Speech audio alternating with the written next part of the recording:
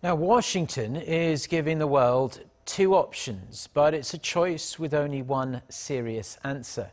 US Treasury Secretary Steven Mnuchin has told global financial institutions to decide whether they want to do business with the United States or North Korea.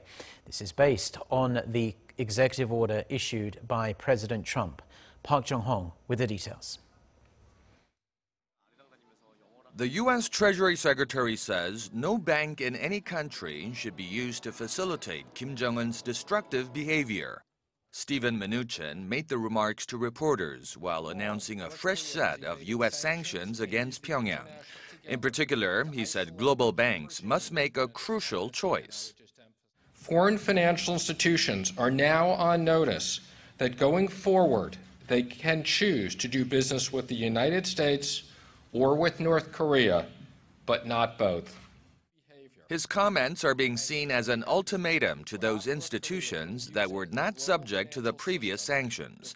The latest U.S. sanctions include asset freezes on individuals and the suspension of corresponding account access in the U.S. for banks who work with North Korea.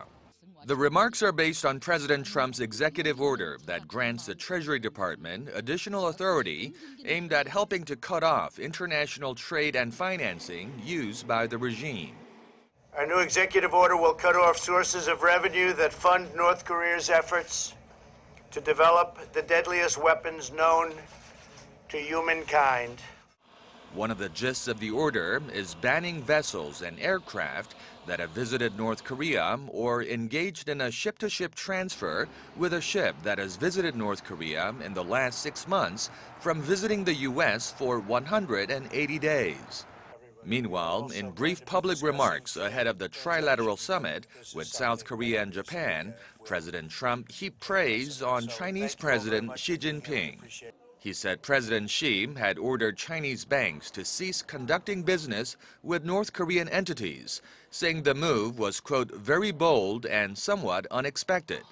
U.S. officials acknowledged that, like other sanctions, the fresh batch of measures may not deter North Korea, but is aimed at slowing the country down.